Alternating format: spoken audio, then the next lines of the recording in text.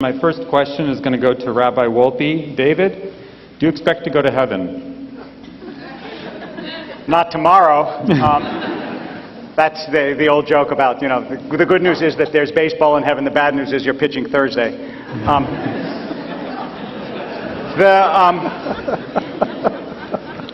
So what I would say is that part of the problem of the idea of an afterlife is that we tend to make it far more literal than it needs to be, and as a result it starts to seem ridiculous. I mean, before you entered this world, could you have imagined mountains and tuna fish and teeth and ideas and music? Of course not. It is literally unimaginable.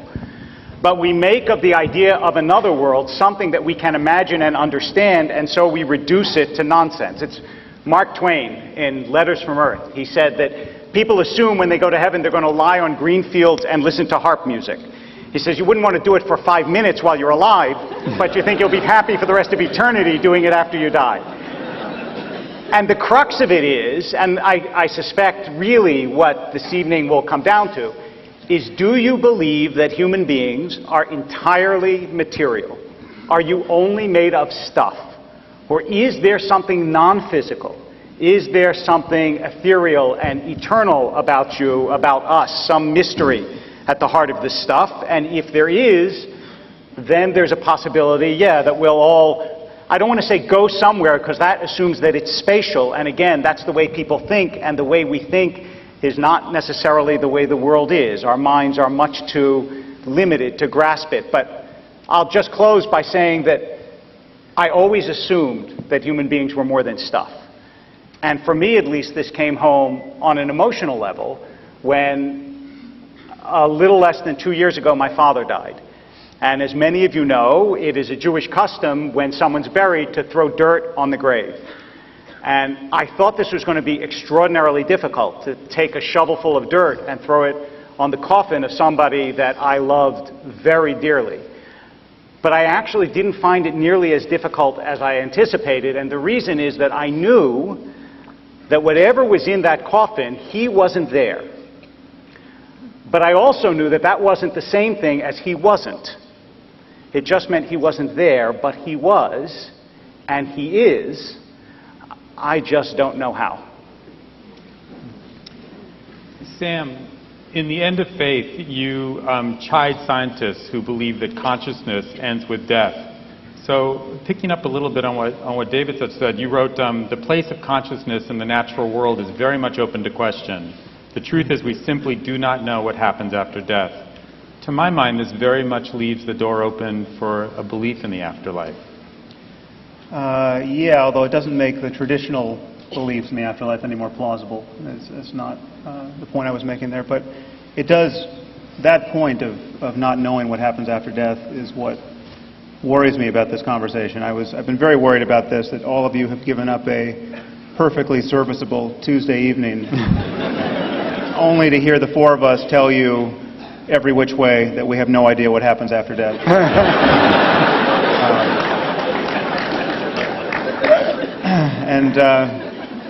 I expressed the spirit of my wife, and she was actually able to put me at ease. I'm worried, obviously, about boring all of you, and she said, nothing Hitchens does is ever boring. So I have that going for me. Right. I think we should think about what this concept of the afterlife does. We'll talk about the plausible versions of it and how implausible some of the traditional ones are. But I think, just to give some context, we're living in a world in which 9 million children every year die before they reach the age of 5. Okay, year after year after year. I mean, that is an Asian-style tsunami of the sort you remember from 2004 every 10 days. Killing only children before the age of 5. I mean, think about these children, think about their parents. Know that virtually all of these parents are people who believe in God and were praying all the while that their children would be saved. And their prayers were not answered. Now, the afterlife comes into the midst of this reality. and as a promise that all of this is going to make sense in the end, that somehow at the end of existence we're going to be all let in on the punchline and have a mighty laugh with Almighty God for eternity. Now, there's no evidence of that, and I think, therefore, this concept of the afterlife really functions as a substitute for wisdom. It functions as a substitute for really absorbing our predicament, which is that everyone is going to die. There are circumstances that are just catastrophically unfair. Evil sometimes wins, and injustice sometimes wins. And the only justice we're going to find in the world is the justice we make. And I think we have an ethical responsibility to absorb this really down to the soles of our feet. And this notion of an afterlife, the happy talk about how it's all going to work out and it's all part of God's plan, is a way of shirking that responsibility. So that's where I am. Brad, 3 times a day, as a religious Jew, you would pray the Amidah, where you extol the God who resurrects the dead. It says that right in one of the most standard of Jewish prayers. When you say that, what are you saying? What do you believe you're saying? So I need to take a couple steps back and make this a running jump rather than a standing jump. Sure. As I understand it, rather than simply reducing someone's idea to a caricature, which is easy to do on all sides in this kind of a conversation, we live in an age in which there are different plausible ways of making sense and connecting the dots. One of them is a kind of reductionism in which everything can be explained by its smallest physical components. And once you've explained how inert matter operates, then you create more complex systems, but you've done all your explaining really at the very basic subatomic levels. And that's completely plausible, and you can tell the entire story that way in a reasonable way. I don't think it's the only way one can do it. One can also say that there are intimations all the way down of what others have called, and I think of as mindfulness. And that the mindfulness all the way down emerges at some point into consciousness, which emerges at some point beyond that into something even beyond the consciousness we're aware of. And we have abilities to access it, not necessarily by what we know. And here I have to say, having read the books of the authors here, I agreed with almost everything that everyone wrote. People claim knowledge where they can't possibly know. But what I think we can also claim is intuitions that go beyond what we know. Things like hope and trust and loyalty. We ground our lives in them. So there are people who use the afterlife as a way of evading their responsibility. But I know that I and Rabbi Wolpe have sat at the bedside of people who were able to connect with others because this belief inspired them to live each moment with dignity and connection. So for me, the prayer is literally false. Having lived one life with flat feet and fat thighs, I fervently hope that God does not physically resurrect the dead.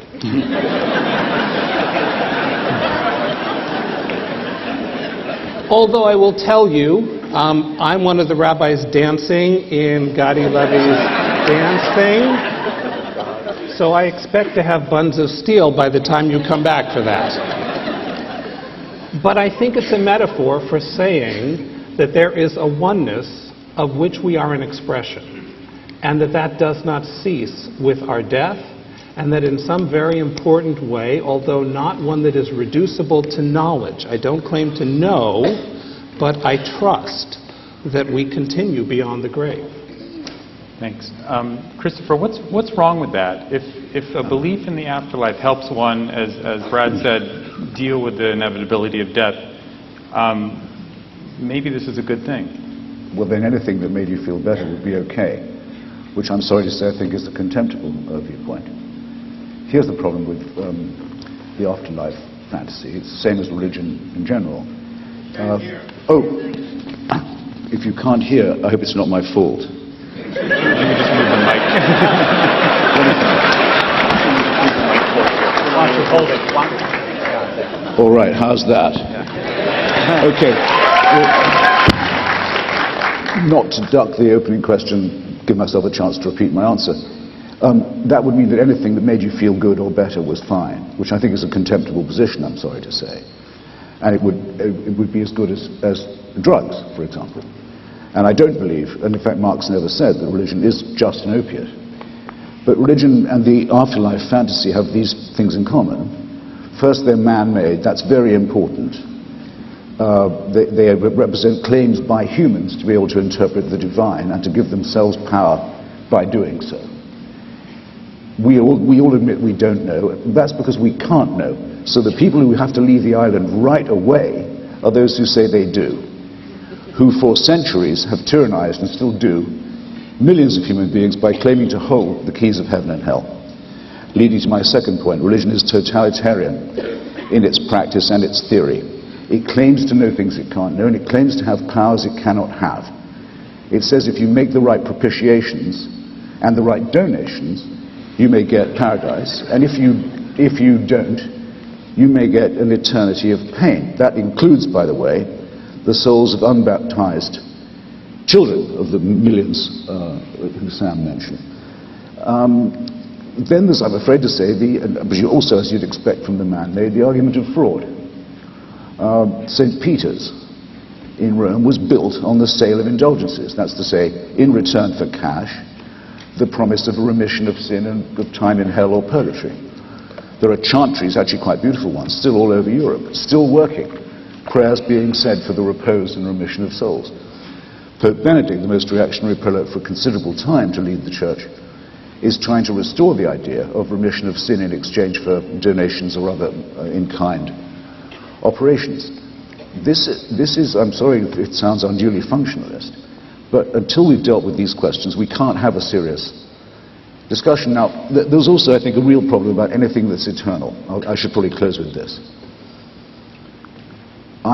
It will happen to all of us that at some point you'll get tapped on the shoulder and told, not just that the party's over, but slightly worse, the party's going on, but you have to leave. and it's going on without you. That's the reflection, I think, that most upsets people about their demise.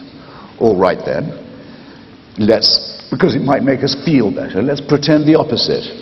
Instead, you'll get tapped on the shoulder and told, great news, this party's going on forever, and you can't leave.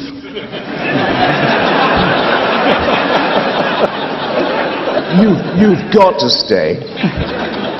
The boss says so, and he also insists that you have a good time. I've read about David's father, and I had a bad time when my own father passed on, but the father proposed by monotheism is the father who doesn't die, who reassures his children, don't worry, I'll never leave you. You'll never see the end of me. You'll never get the chance to feel sorry. I'm always there. I'm the absolute ultimate in dictatorship, and in my courts there's no appeal. Do you really think that this would cheer up anyone of sentience or humanity or capable of feeling of irony? I submit it's out of the question.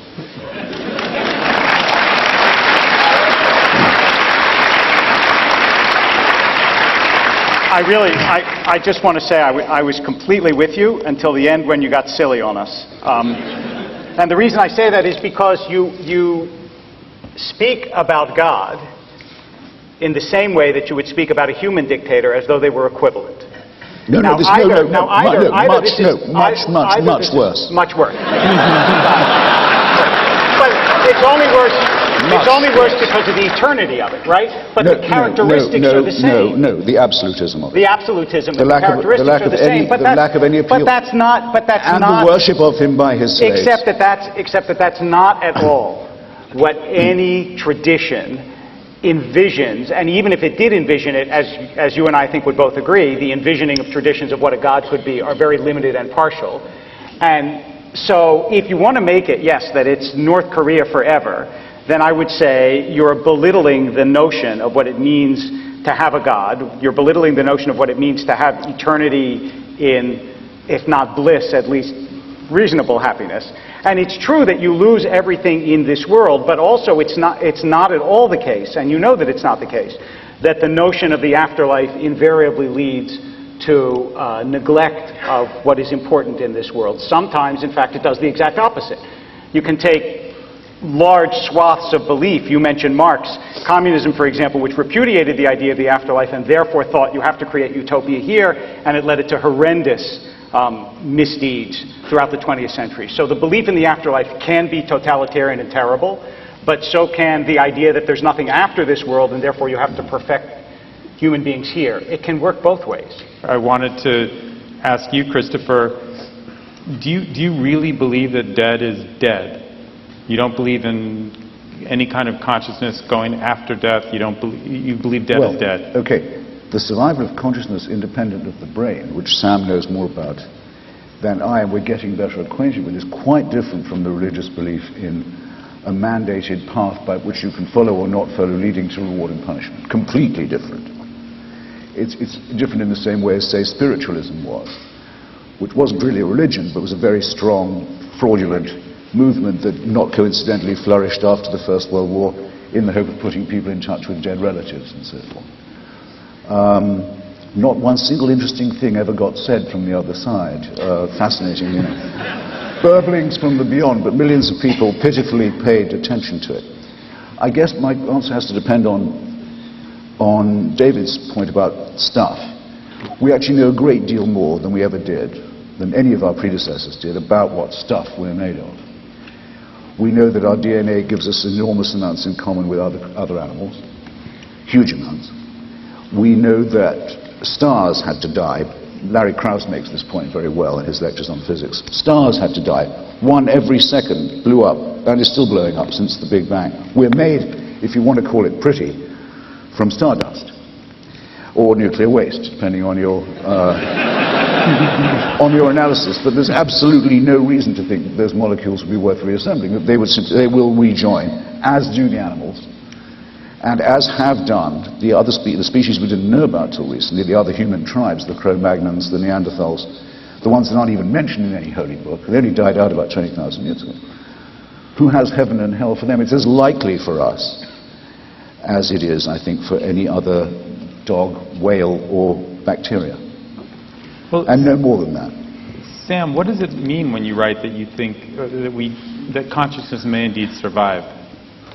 Well, there are many odd ways in which consciousness could survive, and you can make a philosophically respectable argument that consciousness could survive the death of the brain. It's by no means the majority opinion in neuroscience or philosophy that it would. For instance, there's a philosopher at Oxford, Nick Bostrom. This is one of the weirder arguments, but still more plausible than the arguments you get from religion. Nick, there's actually very little you have to assume to make this seem somewhat robust. The argument is called the simulation argument, and he argues that we are all very likely not living in a real universe, but living in a simulated universe. And we are being simulated on the hard drives of computers of the future. Now he gets there with a few simple steps. You simply have to acknowledge that consciousness is at bottom the result of information processing at the level of the brain, and there's nothing magical about brains. It could be information processing in a computer of the future. Most scientists think that's true. They don't think there's anything magical about the wet stuff in our heads. And that consciousness is at some point going to be instantiated in computers. Then you simply have to grant that humans of the future will run simulations of the past in the way that we run simulations, Sims games, and then there's just one short move, that simulated universes, almost by definition, will outnumber real universes. And therefore we are a lot more likely to be among the simulated ancestors than the real ancestors. Now again, this everyone acknowledges it seems a little crazy, but the assumptions that you have to take on board are not so weak. And I would add to this the somewhat disconcerting idea that if in fact we are running as a simulation on a computer of the future,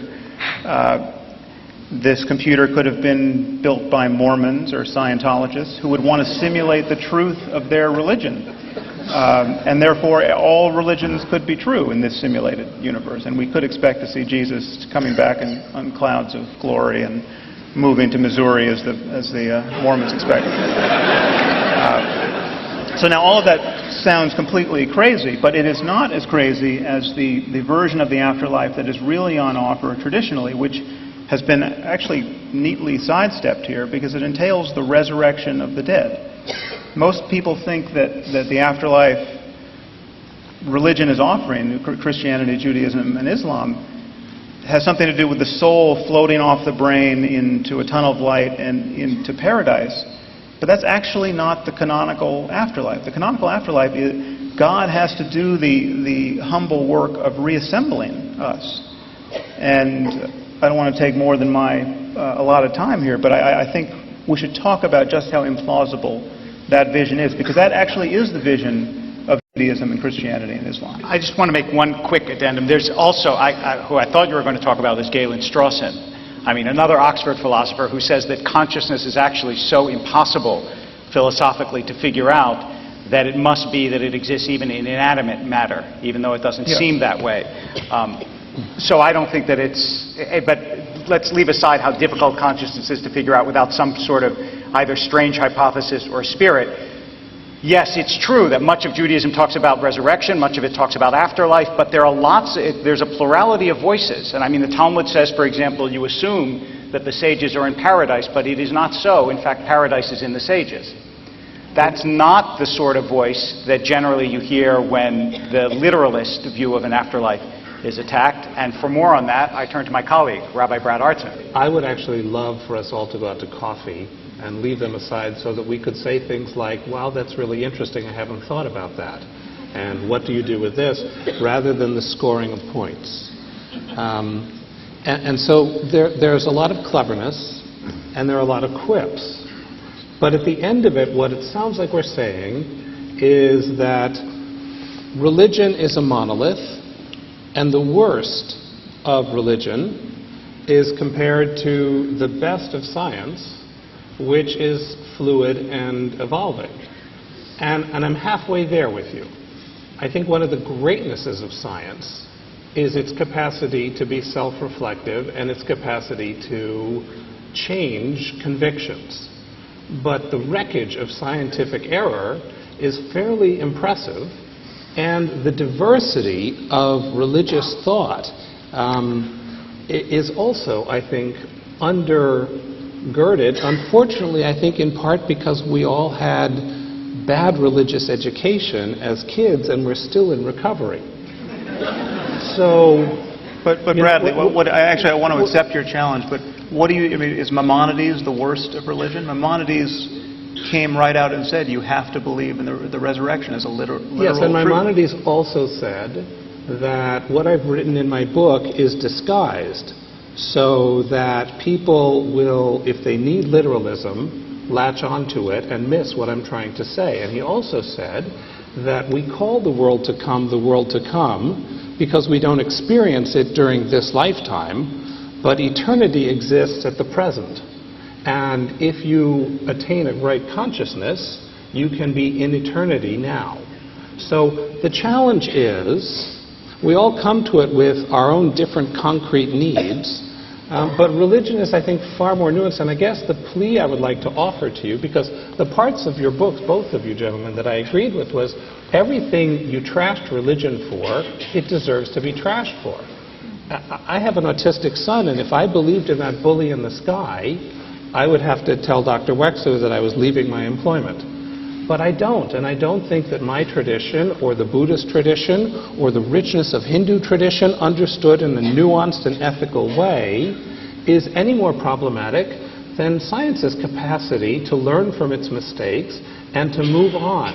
And the way the Bible is used in my community with my students is, I would hold up as ethical as anywhere else, and a part of that is the recognition that although we do not know, we hold to hopes that orient us and allow us to value each other as of abiding significance.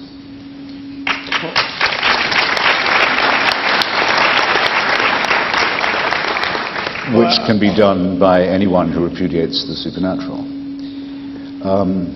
Look, I don't mind attacking religion at its best if you'd rather I do that. I mean, behind the idea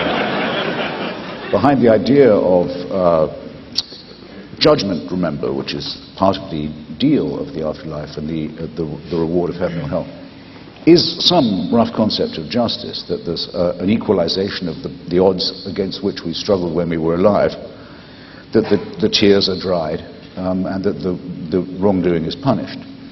Very, very old wellspring of human aspiration. Why do the wicked prosper? I would really like to know. And why, as Hamlet says, so much contumely is heaped on the patient and the meek. Now, the reason why Sam's Oxonian friend disturbs us when he elaborates his theory is we don't like to think that we're just digitized by someone else's brain, that we're rats in some maze, someone else's maze. Nor, though, rather interestingly, do we like to think that everything that happens to us is random. We repudiate both ideas. They're both equally distressing. But the reason why I started with my totalitarian point is this. Take the case that I still can't get out of my mind. You remember reading about it, the woman in Austria who was kept in a cellar by her father for 30 years and raped every day and bore him children who he raped also. Picture how she must have prayed, how she must have wearied heaven with her prayers, and how accidental was her release that we even know about. You're told those tears will be dry, that'll be compensated. In other words, that has to mean her suffering was part of the plan. We let that happen. Yes, we did know. We do take responsibility. That was part of the design, but it'll be better later. I think that makes her suffering meaningless, and in fact rather obscene. We'll do that to her, but we'll make it up later on. Take another great Austrian, now deceased, born in Braunau on the Inn, and dead in May, I think, 1945. Yes, that was all part of the plan too, but believe me, we'll see to it that he's punished for it. Now, if you don't mind my saying so, Rabbi, that kind of thinking seems to me to materialize both the worst in the concept, the horrible idea of the human being as an experimental object in a design that's opaque to us, where we're played with, and to maximize the horror of randomness. To pick one Austrian, make him very nearly the ruler of the whole of Europe, another Austrian, and keep her as a prisoner of her rapist father for 3 decades. And that's all part of the plan too. So it's maximizing chaos, and it's maximizing tyranny and deliberate cruelty. And that's why I think reason has to repudiate this whole means of thinking.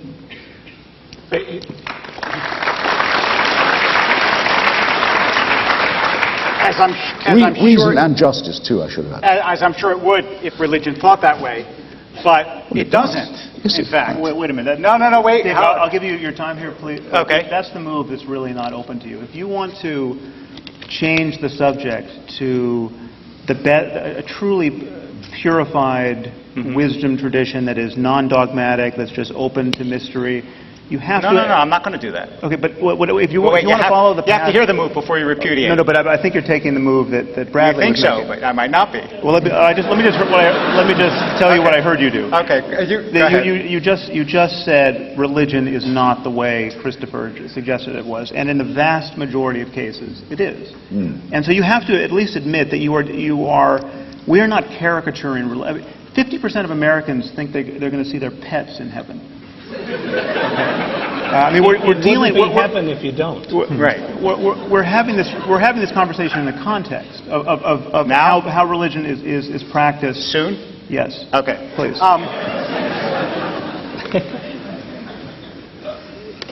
There are strains of religion that are deterministic and say that everything that happens in the world is a plan. There are. Calvinism, for example, does that. In Judaism, that's actually very rare. There are a couple of notable thinkers who say that, but almost no notable Jewish thinker believes that what happens here is preordained by God. And in fact, free will, and the free will to do horrendous things, is built into the system and is the prerequisite of the chance of human beings to both sin and also to do wonderful things. So when you say that God made this man do this, that's all part of the plan, and she's going to be rewarded in the afterlife for the horror that God inflicted on her here, I can, with all good conscience, say, look, I'm not going to speak for the pet envisioning Christians that you speak for, but I will speak certainly for my own tradition and say that that's not actually what Judaism believes. It's not what almost any major Jewish thinker says, and I wouldn't believe it if it did say that. So that's a great cafeteria to be shopping at. Take your pick. What do you mean, take your pick? I just said that almost no major Jewish thinker says that, and if they did, I wouldn't agree with them. Both of you, confronted with Sam's perfectly clear attribution of the words of the Rambam, you said, well, it's as likely that paradise is in the sages as the sages are in paradise. I didn't say it, the Talmud did. Yes, all right, the Talmud said. And your colleague says, Maimonides writes in order to be misunderstood, and it's deliberately, which is, by the way, I quite agree with the Straussian reading of him that says that that is so. But this is a guide to the perplexed. What you're saying is he wants to intensify perplexity. Welcome to Judaism. Yes. He also, look, when you say, for example, you have this smorgasbord of options, let me give you a little sample of how Rambam thinks. When it says, for example, in Isaiah that the lion will lay down with the lamb, right? And you know Woody Allen's line that the lion will lay down with the lamb, but one of them won't get much sleep. So, no, the lamb, actually. So Rambam says this is not to be understood literally. It means big nations and small nations will dwell together in amity, and you should not think that the order of nature will be overturned. Now, I didn't invent that. It's right there. I can show it. It's the end of Malachim. It's the end of the code of law. And he has a sophisticated understanding of religion. If you say to me, are there people with an unsophisticated understanding of religion? I have no doubt that there are. I even know a few. But you're not sitting with them on a stage. And I don't think it's actually, I don't understand my task to be to defend understandings of religion that I don't adhere to. So I'm happy to argue with you what I understand about religion, but obviously, if I thought mainstream Christianity was the way to understand religion, I'd be a mainstream Christian. Right. And I'm not. Well, I want to make 2 points in response. I just want to kind of show you all how the sausage of faith gets made. Or at least argued for. I see 2 problems with what you just did, and perhaps you're aware of them. One is that Maimonides actually said that this could not be understood allegorically or in any other way, but literally he came back 25 years later after he had been misunderstood in the Guide to the Perplexed and wrote, I think in his commentary to the Mishnah, that the resurrection is a literal truth, has to be believed in. There may be some caveats there in his theology, but he was talking about bodies being reanimated. The other issue is you made this sort of artful move to the free will loophole. You said people have free will. If a man wants to lock his daughter in a dungeon and have sex with her, God has allowed that because he's given us this rather diabolical freedom.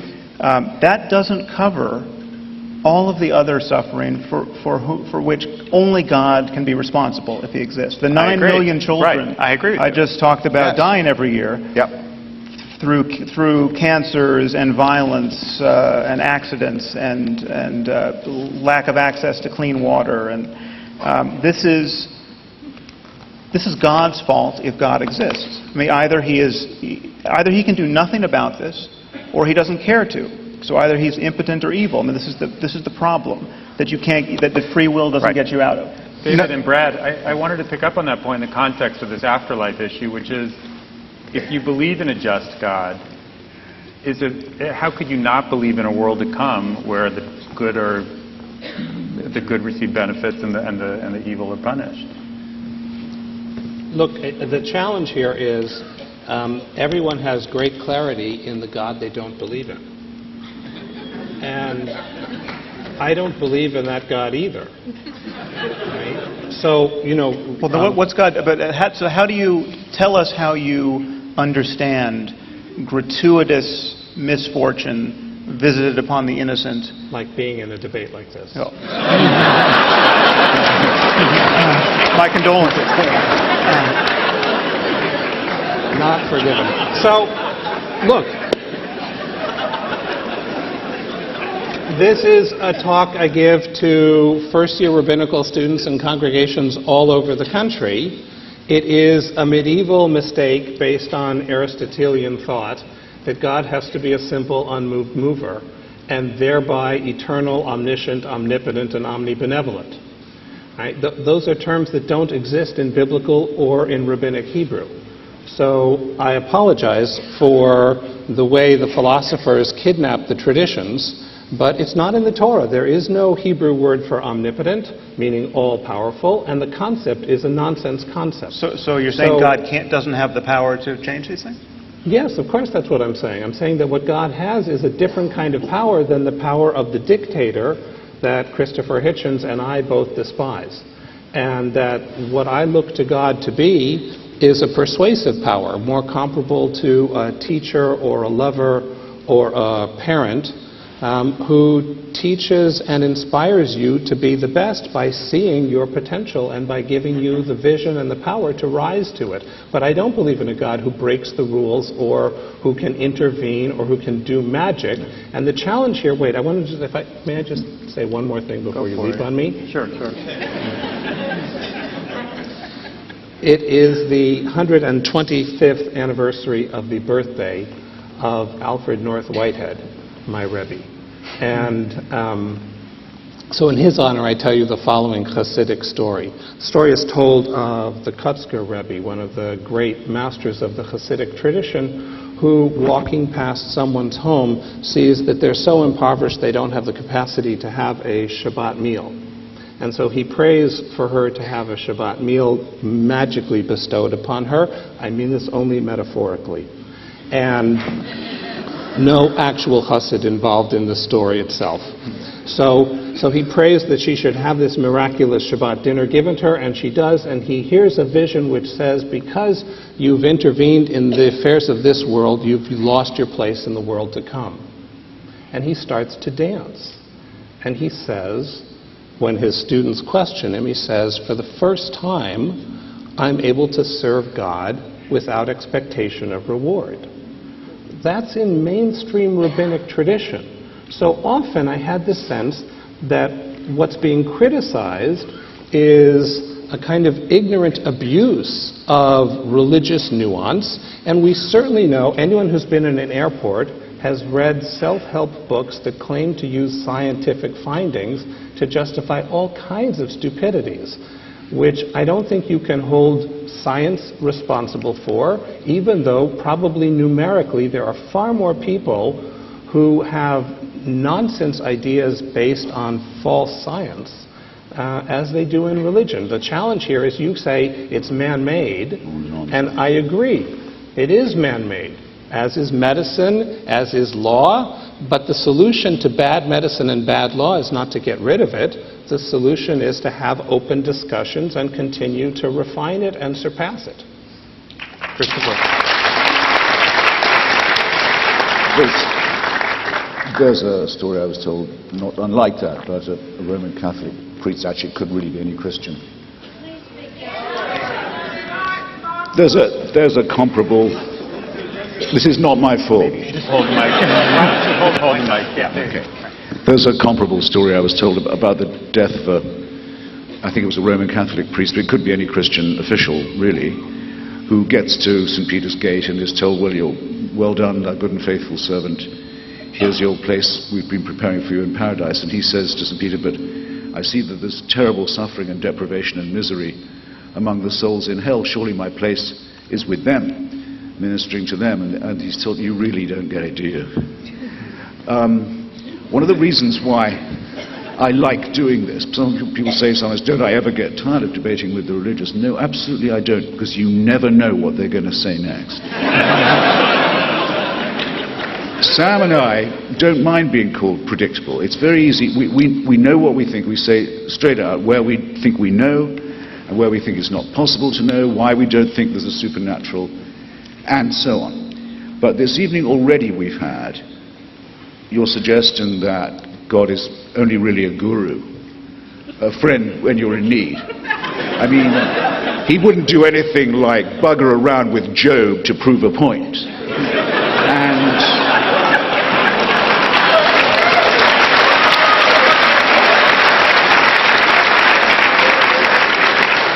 Which, if I now tell you, well, that must mean that that book is not the Word of God, you'd say, well, whoever believed that ever was the Word of God?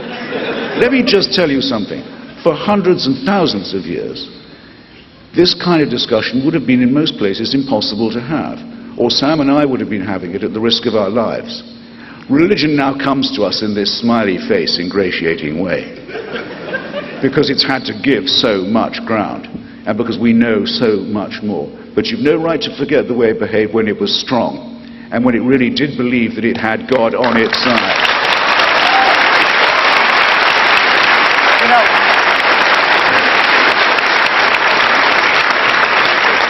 I just want to say, so much of this is the frisson of the rebel, and I just want to read you these two sentences. It's nonsense to pretend, for instance, that at this date there's something daring and original in proclaiming yourself an anarchist, an atheist. The daring thing, or at any rate the unfashionable thing, is to believe in God. That was 2002, Christopher Hitchens, in a review of Evelyn Waugh and George Orwell.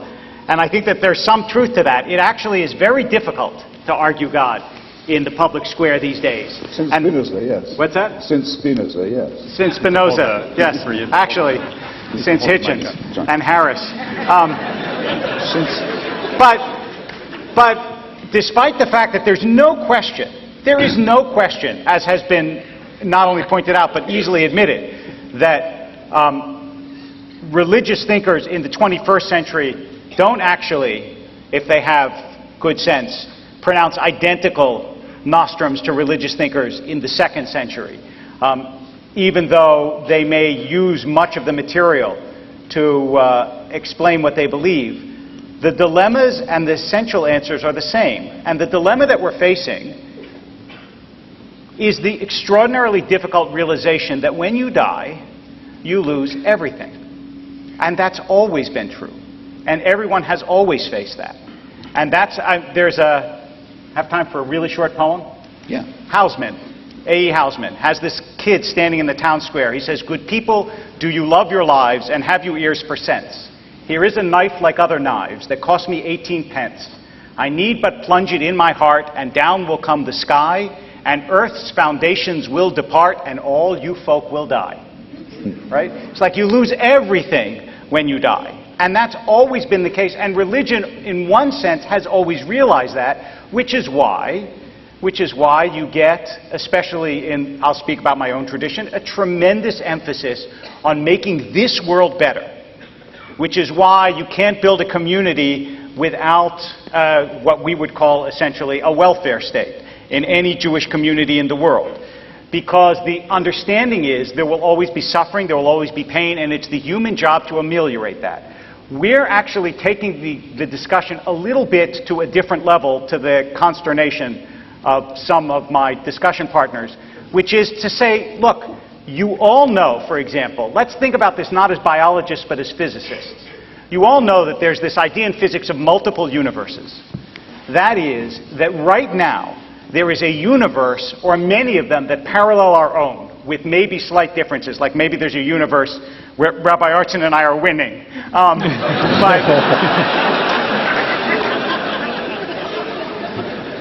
But other than that, there are these multiple universes. Now, in a world in which it is possible to assume that there are multiple universes that go on at the same time, is it not possible to believe that there are multiple lives for human beings that live in this universe?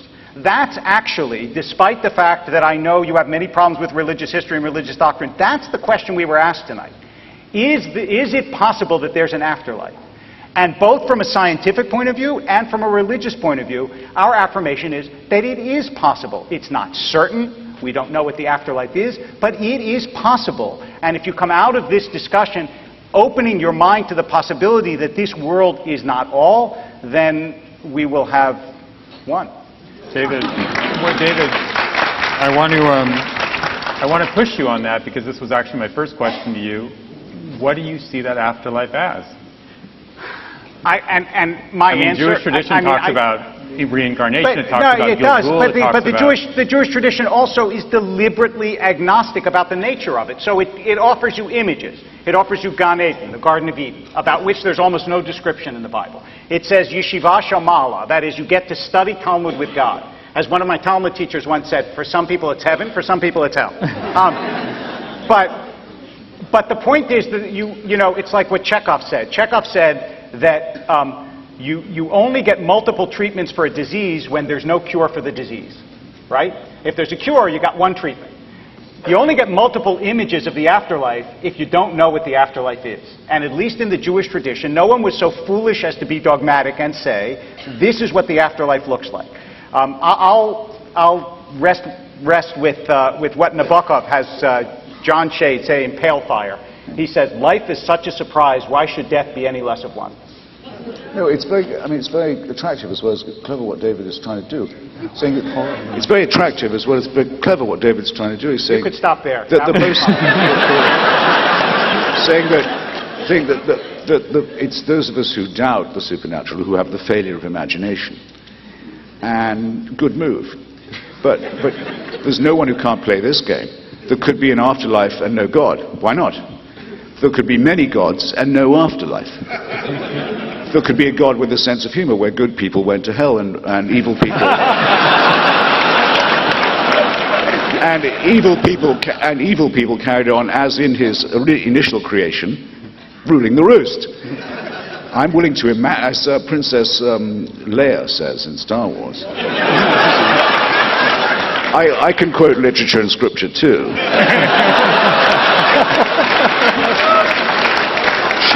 She wants to borrow Harrison's starship, and he's reluctant, and her envoy says, she's prepared to offer you more money than you can imagine.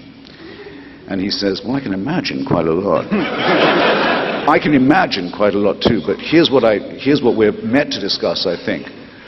Those who have claimed to know in advance the rules of reward and punishment, and the actual details of the afterlife, people who actually have and continue to rule the mental lives of millions of people, who have to explain away things like Sam's 9 million dead children by saying, well, what happens to their souls? St. Augustine has to come up with an answer. He says they go to limbo. At least if they're not baptized Catholic, that's where they go. So millions of people for hundreds of years thought that's where their children were. A terrible form of sadism and mental serfdom that the church is now considering dropping. But that limbo was really real to people when it was imagined for them by a sadistic North African pseudo-intellectual. So it's not a failure of imagination to say that this use of imagination is perverse. Neither Sam nor I have said it's impossible that there be a post-life existence. We've just said that it's not knowable, not that it's not known. So surely the default position must be that it's those who have ever said that resurrection or an afterlife is a dogma who have the explaining to do. For myself, I'm very open to that. I like surprises. Brad.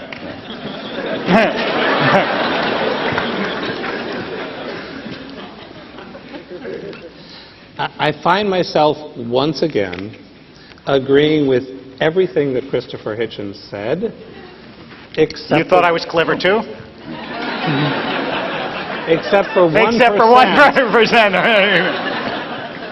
And for me, the main reason for an afterlife is frankly not to bring justice about in this world, but I won't have time in this lifetime to read as much as David Wolpe. And I would like to read some of the references that he's able to spit out all the time in such a learned way. Look, you talk about being at a cafeteria, and it does feel to me like we're using a stacked deck. So what religion says in the 2nd century is grist for the mill, and what science said in the 2nd century is, of course, outmoded. And so chronologically, there's this monolith called religion, and then science is only responsible for right now. But even right now, there are credible physicists who are teaching in universities who teach this theory of multiverse, and there are people like Sean Carroll at Cal Poly who say that's not science. You can't prove it, you can't disprove it, so that's nonsense masquerading as science. You can't prove or disprove dark matter or dark energy, but it does make the theory work, right? You can't get quantum gravity to fit with relativity, but they work in their own. So the challenge here is, it's a violation, I think, of accuracy to claim that what science does is only affirm what is verifiable or falsifiable. Much of science does that, and it's a very important corrective tool, as I believe it is in most religion today, which is you make a claim, you put it out there, you argue about it, you debate it. But it's not as though these are in opposite camps. So the last thing I want to just state a dissent from is I don't believe that it's that religion lost because science won, because many of the people who have given us the Enlightenment and science were themselves motivated by a desire to read God's text, which is the world. So is there a lot of nonsense that is proposed in the name of religion? For sure. Is it egregious? Absolutely. Every criticism you've made, I think, is despicable and accurate and dead on. But that doesn't taint religion as a whole any more than the notion that you can measure people's craniums and look at their racial feature and then put up a hierarchy of human mattering, which was tenured at Harvard University within the past century, discredits science as a whole. There is every human enterprise that is capable of egregious mistake and of brilliant insight. The last thing I want to say, really the last thing for now, is if you insist on reading Shakespeare literally, then he also would be a dunce, but you would have missed his greatness. And some of the greatest literature in the world, billions of people have thought, were religious literature. I find very inspiring much of religious literature, and I find deeply offensive much of religious literature. But it's literature made by people to make sense of the world and to chart lives of meaning and of value. I think that's good. Does this bloody work? That at least it obscures my face if it doesn't project my voice. I'd like to be the first to rush to the common ground that's just been offered us, which consists of a very large and quite long admission that religion is man-made, which is our point to begin with. Thank you. I wanted to veer a little bit back towards the afterlife, or forward to the afterlife, and say, we talked a little bit about that we don't know what happens, and there could be this sense of consciousness existing out of our bodies. Isn't religion all these concepts of an afterlife? Can't we just talk of it in terms of metaphor and kind of agree that religion is the best metaphor, or has provided some metaphors for what the rest of us would call an afterlife? Is that what it amounts to? I think there's some confusion here. I think there's a real asymmetry between science and religion that shouldn't go unobserved. And there's an effort on the part of David and Bradley to not own the very clear propositional claims that have been made by every religion for millennia. Claims about the way the universe is structured. Very explicit claims about what's going to happen in the future, about what happened in the past, about what happens after death. And these claims are incompatible. So, for instance, if Buddhism is true, Buddhism purports to be true. Buddhism has a doctrine of karma and rebirth. You can be reborn as an animal. You can be reborn in various realms. If Buddhism is true, Judaism, Christianity, and Islam are absolutely false in their core claims. I mean, these are not pictures that can be squared logically. And every religion is in the business of making these claims about the afterlife and about all manner of other things.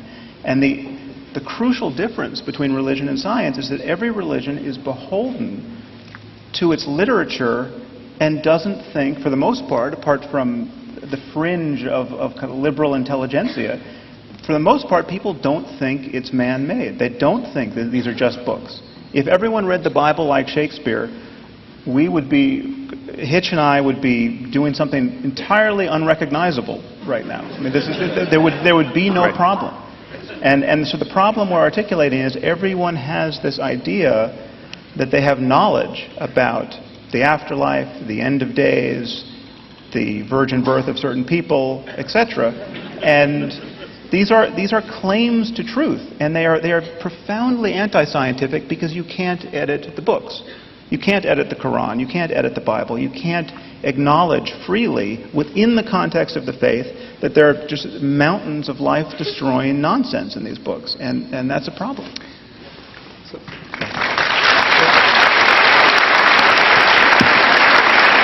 talk a little bit, then we'll move on to the next.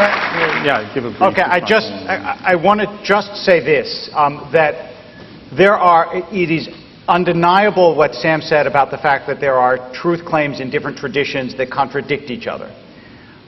But here's what I think ought not to go unnoticed. I've been at any number, as almost every clergy has at one time or another, I've been at any number of interfaith conferences. I was just spoke at an interfaith conference in San Diego on labor in different traditions, okay? And it was everything from Native American, there was a Native American dance, there was a Buddhist chant, there was a reading from the Quran, and the Jew talked. So it was a true interfaith conference. And here's what was so interesting about the time that we all spent before we went out on stage to do our dances, either literal or metaphorical. We were all talking about our traditions. We all understood that there were serious differences about part of it, and everybody there, I think in all sincerity, and not just to be nice, agreed that there was a profound core of similarity in these religious traditions, that we saw the world as more than material, that we saw human beings as having a sacred destiny, not only an occupational destiny, that we thought that kindness and goodness was the mandate of whatever force we understood to run the world. I mean, these are serious, and they are truth claims, but they're truth claims that are outside the realm of science. Science can't decide whether there is, in fact, a sacred destiny to your life. It doesn't ask those kinds of questions or give those kinds of answers. Religion does. And the day that you say that all of religion is off the table because, after all, it says in Genesis that the world was created in 7 days and we know that's not true, then what you do is you throw out the very serious, comprehensive, and shared questions of meaning of human life that really, really matter to the way people live, and that you ought not to do. Okay, I want to talk a little bit about what evidence there is for an afterlife, because when you read books about it, it inevitably comes up that people purport there to be evidence. So I wanted you all to share your thoughts on that.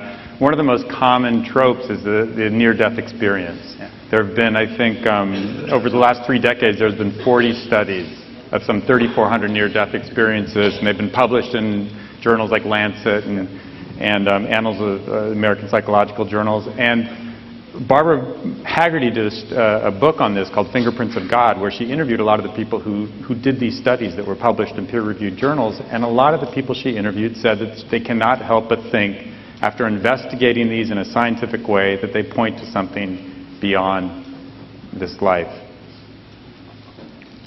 I would say almost that was wrong by definition, because it's a near-death experience. It means you didn't die. But it's the best we have. No. If someone is reported dead on Tuesday and you see them on Friday, the overwhelming, well, not the obvious conclusion is that the initial report was mistaken. We have no reason to think otherwise. I've read a lot about this stuff. In fact, I have 2, if you care to get the Portable Atheist, which I edited. There are 2 accounts by great philosophers, the late A.J. Ayer, and fortunately very current Daniel Dennett, about their own so-called near-death hospital experiences of people who were battling with very grave onslaughts on their health, which I recommend you read for the very confirming rationality that they bring to it.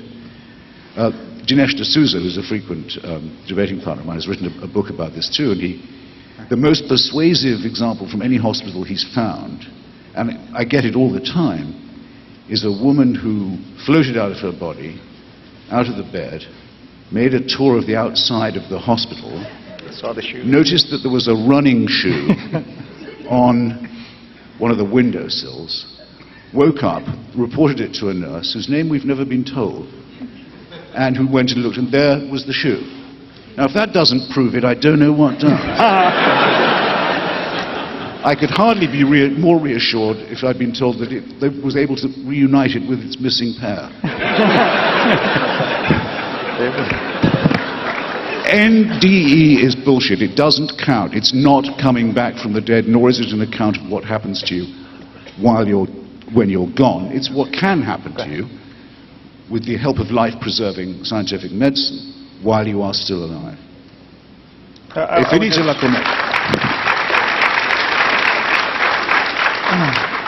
would just add one thing. This kind of question is still scientifically tractable. Reasonably serious people have tried to study the near-death experience. And this idea of consciousness somehow rising, dissociating from the body and rising to a point above the operating theater and looking down on the body, the phenomenology there is common enough that people seem to think that this is testable. And so some people have put random number generators on the top of cabinets in the operating theater, just on the odd chance that someone comes back saying, I saw this weird digital readout above your cabinets, and it was 35721. That would be very interesting. Now, no one to my knowledge has done that, but this is something we could set up this experiment in advance. It wouldn't be merely anecdotal. Have they put shoes up there? Because sometimes that... Well, it's obviously structured along the same lines, but again, there's a reason why we can't make a research program based on that one shoe. It's about as good as it's the testable, people and there's no data there. But people are just as convinced that they used in past lives to be. It always tends to be a princess, you notice, or a charioteer, or something of this sort. It's as real to them as the rest of their pathetic lives are.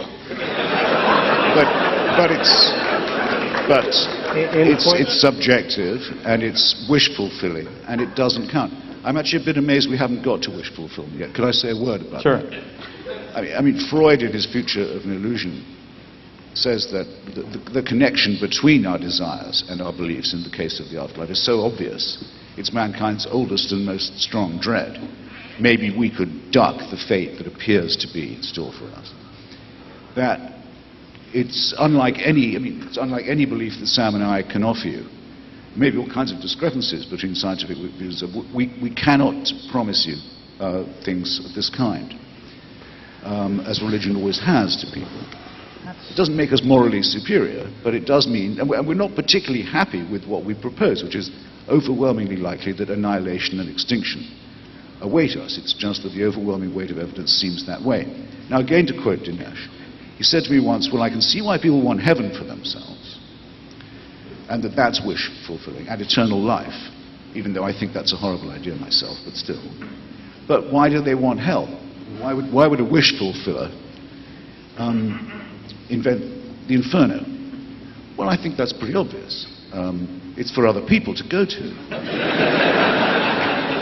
A very old rhyme among English Calvinists was, we are the pure and chosen few, and all the rest are damned. There's room enough in hell for you. We don't want heaven crammed. In fact, in the work of many early church fathers, I'm so glad to find, by the way, that anything written in the first century by religious people doesn't count. And I wish that more ministers of religion would make that concession. But Tertullian and many other Christian fathers thought that one of the pleasures of heaven, because it's always been rather hard to describe them, you ever noticed that? Eating foie gras to the sound of trumpets was the Reverend Sidney Smith's best shot. We know what the Muslims think for men. Apparently for women, do you know what they get? They get their husbands back. Is that heaven? Nothing man-made about that, right? But the church, at least the Christian church, said no. One of the pleasures of paradise is surveying and relishing the torments of the damned. When we talk about wish fulfillment, we're talking about the very unpleasant primate species to which we belong, and the self-interested fantasies that it will continue to generate. One of which is religion. Go ahead. Sorry, go ahead, Brad. Two things to say here. The first, I need to confess to the audience. My mother, the atheist, the Freudian psychoanalyst atheist, wants me to tell you that she's rooting for you guys. And the two can play at that kind of clever and cute trick. You know, so you've confessed that the idea of an afterlife is a hideous idea. Well, of course, there's a wish fulfillment involved in hoping that we're not accountable and that at the end it's all over. So one can pathologize the other viewpoint, but it's unworthy of you. It seems to me that the test in Jewish tradition is not another person's theology, but their behavior. And that unethical behavior is to be condemned, even if it comes from a good atheist, just as it is to be condemned by someone who claims to cloak it in religious rhetoric. So here's the last religious thing I want to say. At the very core of traditional Judaism is the notion of bechirah, of choice, which means no miracle is so unambiguous that it can't be explained away as secular, and no miracle is so overwhelming that you have to accept it. So you have a perfect example of that. We have this data that suggests that the mind has a far greater range than we have previously admitted that it has. My autistic son is capable of hearing through walls. He'll listen in school to 2 classrooms down, and accurately, we've checked, report what that teacher was saying when his teacher was too boring to listen to. Don't we all wish our brains could do that?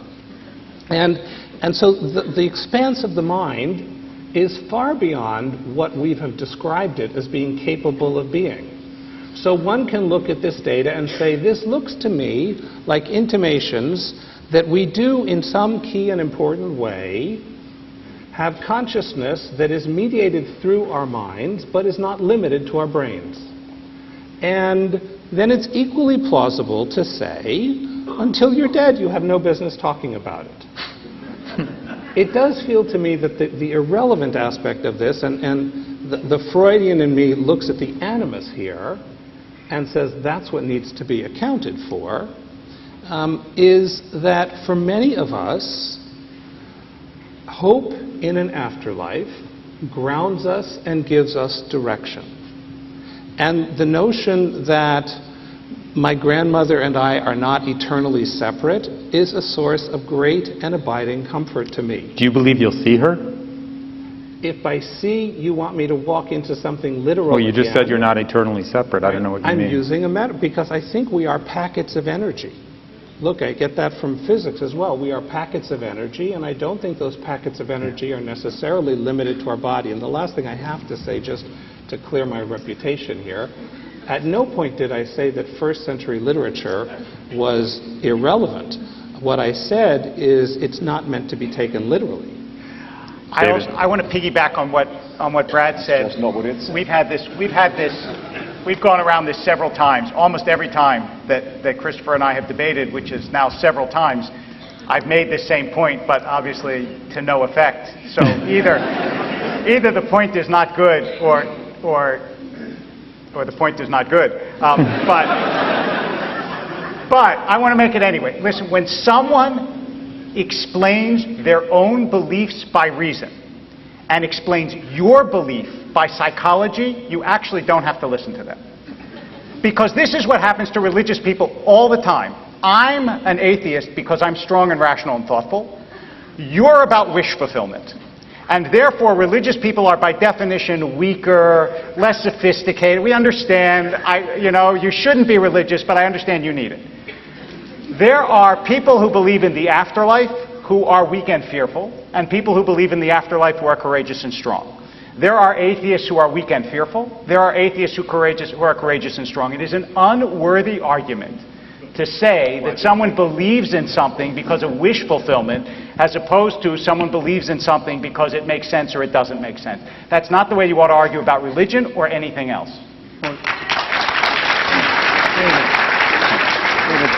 Bradley just said that his belief in an afterlife is predicated on the effect this belief has in his life. It gives him hope. He finds it immensely consoling. Is that why you believe in the afterlife? I'm just curious. No, but it is one of the benefits of it.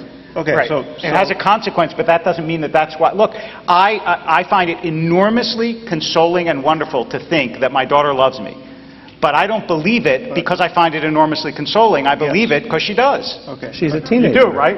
Okay, just a little empirical verification there. I mean, there's a false assumption about science operating here. Science is not in principle committed to the idea that there's no afterlife, or that the mind is identical to the brain, Right. or that materialism is true. Science is completely open to whatever in fact is true. And if it's true that the consciousness is being run like software on the brain and can, by virtue of ectoplasm or something else we don't understand, can be dissociated from the brain at death, that would be part of our growing scientific understanding of the world if we could discover it. Now, and there are ways we could in fact discover that if it were true. The problem is there are very good reasons to think it's not true. And we know this from now 150 years of neurology, where you damage areas of the brain and faculties are lost. And they're clearly, it's not that everyone with brain damage has their soul perfectly intact, they just can't get the words out. This is everything about your mind can be damaged by damaging the brain. You can cease to recognize faces, you can cease to know the names of animals, but you still know the names of tools. I mean, the fragmentation in the way in which our mind is parcellated at the level of the brain is not at all intuitive, and there's a lot known about it. And what we're being asked to consider is that you damage one part of the brain, and the mind, something about the mind and subjectivity is lost. You damage another, and yet more is lost. And yet if you damage the whole thing at death, we can rise off the brain with all our faculties intact, recognizing grandma and speaking English. Now,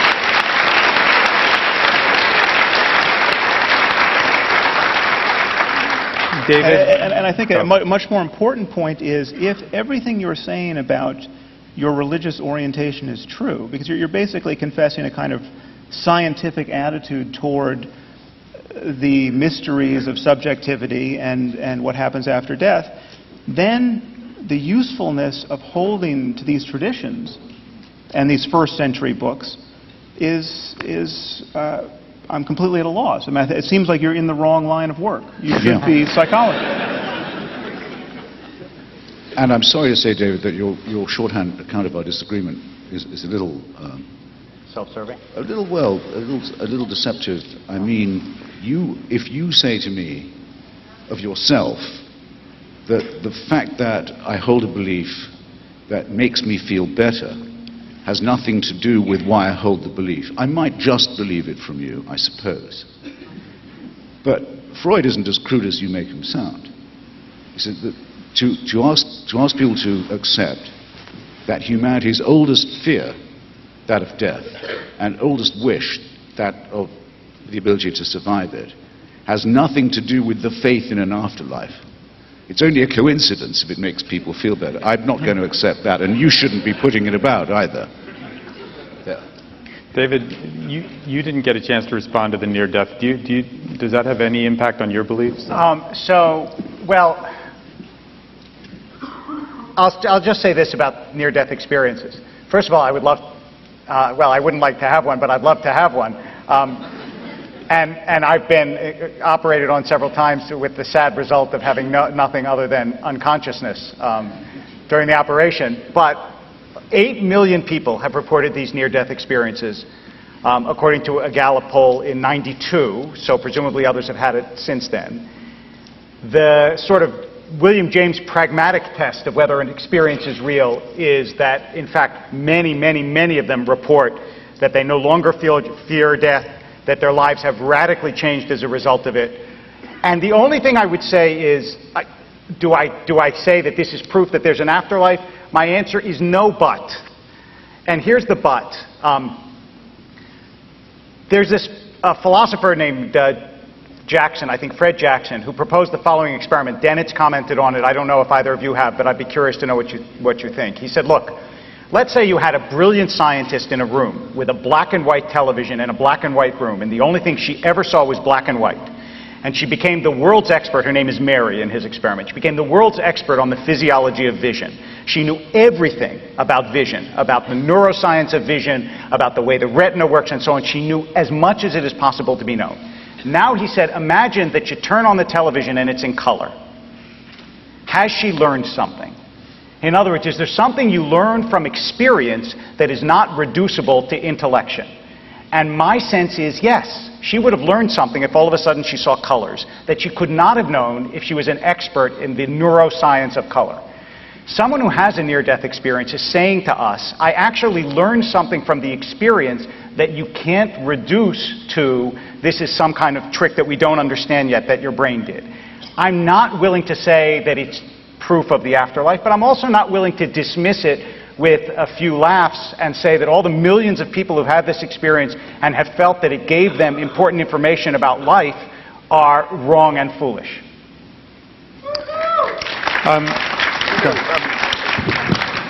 How does the 8 billion stack up against the people who've been inseminated by UFOs or their pilots? Well,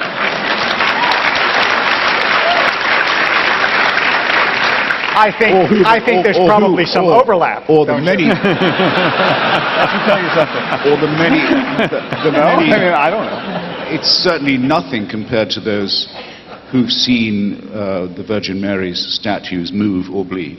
Nothing like. But does that mean you believe that they in fact didn't have such an experience? Is that what you're saying? No, the experience is real to me, to them. All I ask is that they keep it to themselves if they possibly can. No, I mean, I knew very well a man named Hugh Montefiore, who was one of the only 2 Jewish boys at an English boarding school, until one day Jesus of Nazareth came into his room and said, "Follow me," which he did for the rest of his life. He ended up as a very senior member of the Church of England, a bishop, in fact. In fact, the Bishop of Birmingham, which, by the way, is the first line of a limerick. And acted throughout as if that was as real to him as anything could be, and wrote some very interesting books indeed. And terribly upset the only other Jewish boy in that school who was left as the only other Jew. But yes, of course I have to grant that these things are real to him.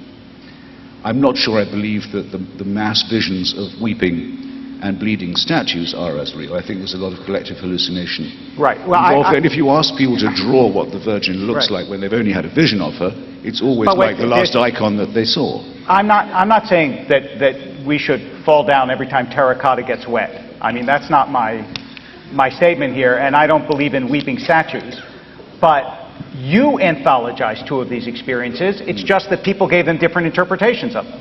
So I have to think that you actually take these experiences seriously. There's nothing in The Portable Atheist about visions of the Virgin Mary crying, but you put Ayer and Dennett's experience in there. They didn't necessarily think that it proved something about the afterlife, but you must have credited the experiences enough to put it in your book. Well, sure, because anything that suggests that people are having... NDEs are pretty new, and so are a large number of medical and life-prolonging techniques. I think that's interesting enough in itself. That people can now live long enough or be well-tended enough to have experiences of consciousness that we haven't even begun to study yet. That of course deserves to be taken seriously. But the people who say, oh, all that does, it's not really new, all it proves is what we already knew from the first vision or from the first promise of the divine, are doing what religion always does, assimilating what they can of the discoveries that would otherwise make nonsense of it. It occurs to me as you're both talking that both of you have faced serious illness in your lives, and I'm wondering if that at all has shaped your view of the afterlife. David? I actually don't think so. No.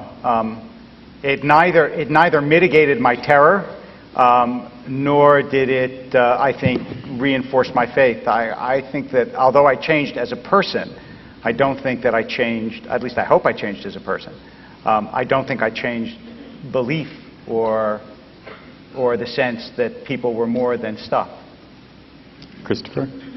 I would say it fractionally increases my contempt for the false consolation element of religion and my dislike for the dictatorial and totalitarian part of it. But I presume what I say by the first is self-evident. But what I mean by the second is It's considered perfectly normal in this society to approach dying people who you don't know, but who are unbelievers, and say, now are you going to change your mind?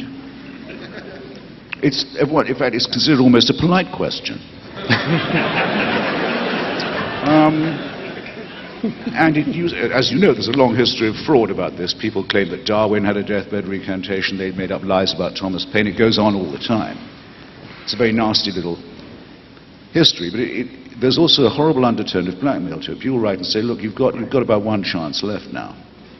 Aren't you going to take it? I'm writing to you as a friend.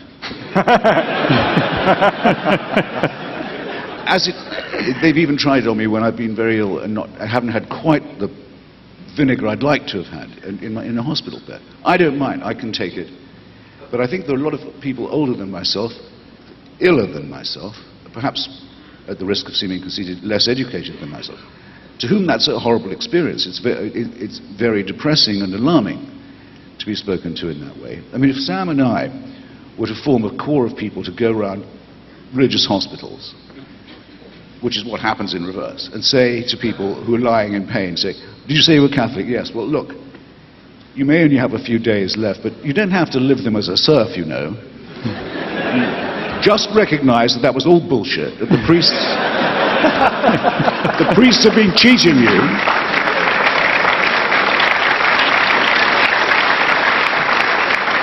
And I guarantee you'll feel better. I don't think that would be very ethical. Okay, but I think it would be something of a breach of taste. But if it's in the name of if it's in the name of God, it has a social license. Well, fuck that, is what I say.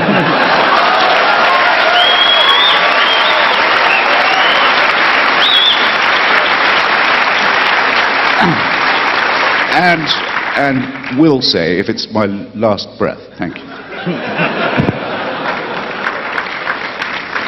Fred.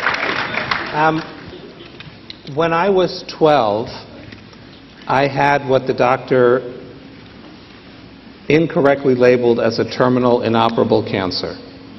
And the first procedure by which they discovered that was as humiliating a medical procedure as a 12-and-a-half-year-old boy could possibly go through. And raised in a good atheist home, and I don't mean that with any irony, I mean a good atheist home, I had this vision with my eyes of Moses and the children of Israel going through the split sea. Being that I was a good atheist, that passed. It turns out that the terminal sentence was a bit of an exaggeration. So I recovered. The disease came back twice. I've survived it thus far, although I'm a rabbi, so there is some long-term consequence that's debilitating. I was a chaplain at Sloan Kettering, walked into someone's room, and she said, looking at this little 25-year-old kid, you know, what the hell can you possibly say to me? You've never had cancer. And I blurted out, I did too, which was the first time I ever consciously was aware that I had had cancer, even though I had gone to cancer wards and whatever. My point here is that mystical experience did not make me a believer. I didn't have a thing to put it on until I became a believer for other reasons, and then I remembered it and went, oh yeah, there was something there. So the challenge I would like to make is I think that in some important way, we really need to become allies. If you'd like to see me as a psychologist, and I need you to write a short note to my mother before the evening is out, because that will please her no end. You know, I also want to say that I think that that kind of militant literalism is equally offensive and problematic on both sides. I don't recognize myself, and I will say here in this audience that neither Rabbi Wolpe nor I are marginal to the religious experience of the Jewish community here. So that may be both good news and bad news for you. It means you actually have what I think of as secular religious people who are your allies in everything except for the finish line, and that may hurt book sales. Well, it's to some degree an artifact of Judaism. This is not a problem that Christopher and I run into with evangelicals and Muslims. I mean, it is conceivable to be a Jew and be and a serious Jew, someone who takes their Judaism very seriously, and be even less religious than you are. And to say you don't believe in God. And that is just a frank contradiction within Christianity and Islam at the moment. It was a frank contradiction, certainly at some point in Judaism, and certainly Maimonides seemed to think it was. I think we can concede, however, that that belief in the afterlife, or at least a profession of belief in the afterlife, gives you something to say in the most difficult moments in life to others who are losing someone or who have lost someone. It gives you something to say that an atheist doesn't have, which, if believed by the one who has just lost their child, for instance, is really consoling. I mean, there is nothing better in terms of consolation than to believe that the child you just lost is now someplace perfect and you will be reunited. Sam, what would you say? I mean, put yourself on the spot. If somebody in that moment asked you, I'm about to die, what's going to happen to me? What would you tell them? Well, I mean, I think actually this issue of the one who dies is less... Our fear of death, at least as far as I can tell from a sample of one, is not of our own death. And we all go to sleep every night and just disappear. We lose everything. I mean, deep sleep for almost everyone is synonymous with oblivion. I mean, you lose your sensory experience, you forget your life. If you never woke up, you wouldn't notice it. And many people have noticed this. Perhaps most famously, the Roman poet Lucretius. If death is synonymous with non-existence, there really is nothing to fear, and slipping into it may feel just as satisfying as slipping into sleep. I mean, there's just that's not what we're worried about. We're worried about the process of dying, perhaps, I mean, the process of being ill and in pain, and we're really worried about losing the people we love while we're alive, and having nothing to think that's consoling in the midst of that bereavement. I'm really glad to have the chance to disagree with you. Right. The problem is quite other. I mean, half my sex life has been lived when I was unconscious.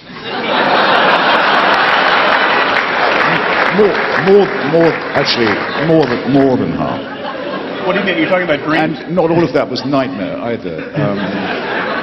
Which is a thing that really does oppress and distress a lot of people, and which is as real to them as waking.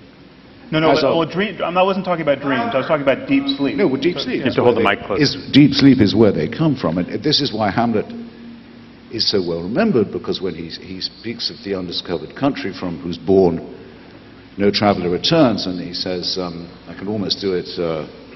Who would bear the whips and scorns of time, the pangs of disprized love, the law's delay, the insolence of office, and the spurns that patient merit of the unworthy takes, if he himself could his quietus make with the bare bodkin. And then he says, because in that sleep of death, what dreams might come when we have shuffled off this mortal coil. When I speak about annihilation and extinction, I mean just that. I mean, the screen goes blank and that's it. Right. That's surely what makes people frightened. Well, don't you think Lucretius had a point when he talked about... You're not going to know you're dead, but when you're alive and you're in deep sleep, you can. But, Hamlet says the exact opposite. He says, makes us bear those ills we have rather than fly to others we know not of. In other words, over there are going to be ills too. In other words, there is an afterlife. But you're still talking about... Put him on the afterlife side. Well, his father's just come back from the afterlife. So it's clear. All right, so... Though he still wants some evidence in the next three scenes that was... But can we... I have just not an apparition. Since I want to be peaceful about this... Yes. Can we all agree that whether there's an afterlife or not, the point of life is to live in such a way that you deserve one?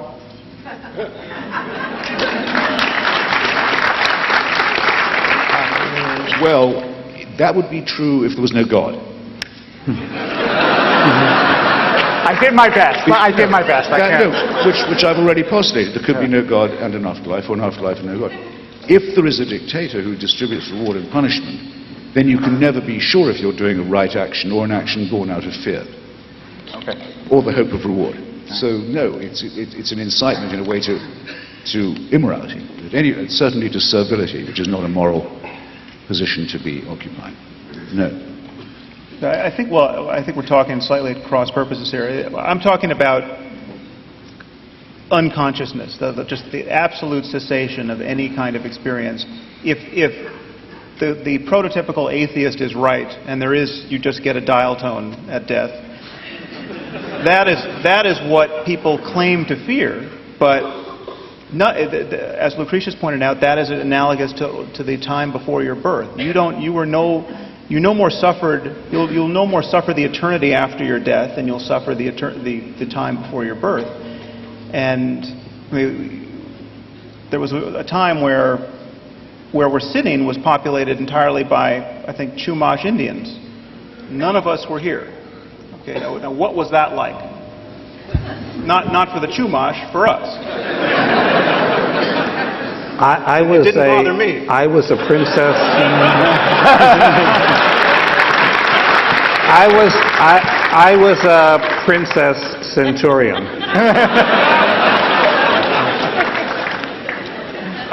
Go ahead, Christopher.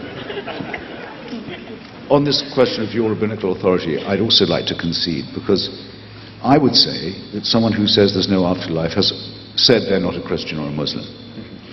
And I have found it harder to make that sort of blanket remark about Judaism, even with Rambam's stipulation. It's not an optional thing. It's one of the things it's a mandatory belief. And even with your concession that when you were directly asked, do you expect to see your grandmother again, and you did what very few Jews will do and say, well, she's only metaphorical. I was once asked by the Spertus Institute in Chicago, which is the Jewish university, to give a talk on the question, do Jews have a gene for atheism? And I speculated. The majority of you seem to be yes. I mean, Jews do not make the mistake of saying the Messiah has already come, the crass mistake of saying that. Rambam himself says he will come, but he may tarry. No other religion does this. What's the name for a heretic in Hebrew? Epicurean. They teach people all the pitfalls of Greek philosophy and Hellenism, inviting them to discover the joys of sane. And ever since Spinoza, it seems to me that the Jewish people who probably ought to be doing this, because it was their fault to invent monotheism in the first place, have become the first to transcend it. It can't be coincidence, can it? Just like people say it can't be coincidence so many Jews win the Nobel Prize. I'm serious. Spinoza, Marx, Freud, Einstein, it goes on. And it does seem to be latent in the Jewish demand to ask questions. Yes, except so I'm very happy. It's much more of a pleasure to debate. Maurice Samuel, who was a Jewish writer and thinker, said that the reason that the Jews continue to exist is that they refused to quit this world until they figured out what it was about. Yes.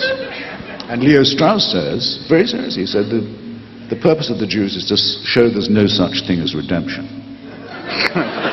The challenge here is, again... The pathetic Christian illusions are not worth entertaining. You're invoking, I think, a name that for me suggests something very different. Spinoza called himself God-intoxicated. And it is true that the God with whom he was intoxicated was very different than the literal God of the Bible, although he read the Bible as a political tract that had great relevance for his own time. He used it as a call for freedoms that his own community couldn't see or couldn't understand, and he had a notion of an afterlife. Again, very different than the kind of literalist read that I've heard of, but there is a tradition that goes back to the Talmud as well of rejecting that kind of literalism. Look, the whole rabbinic way of doing midrash, of reading biblical stories against the grain and filling in silences or creating extra, it wouldn't make sense if fundamentalism was the Jewish norm.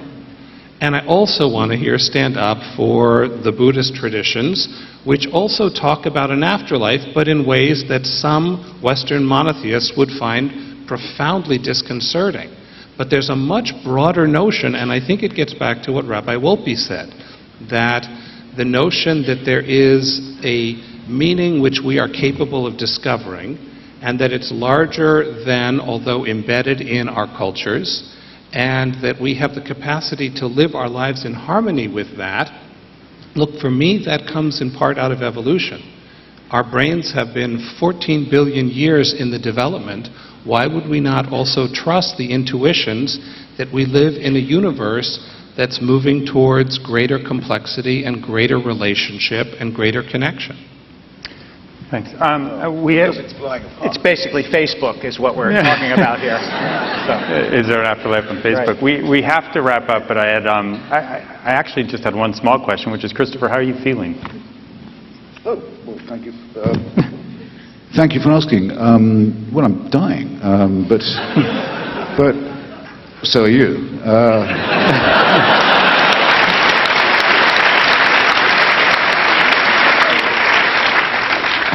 And it gives me the chance, thank you again, to repair what would otherwise have been an ungenerous omission when I was talking about the hateful attitude of so many religious people to sick people.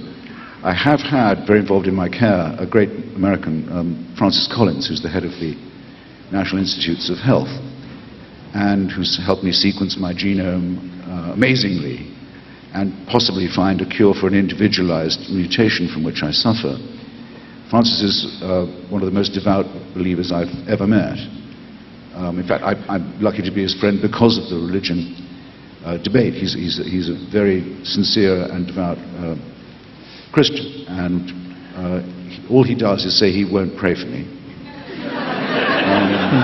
And all he does is say he's never seen in his entire medical career anything that he would describe as a miracle cure. And on that, we have one of the nicest armed truces it's ever been my pleasure to observe. Thank you. That just proves debates like this could be life-saving. But the short answer is it's a bit early to say. But who can't say that? Well, no one's ever more than a breath away from the end. And we're born into a losing struggle, and we all knew that, or we should, from the beginning. It's just that I have to think about it a bit more. Anyway, thank you so much for coming. I think I can say that for all of us. Yes. Yeah, Thank you very much. Thank you to the AGU. There you go.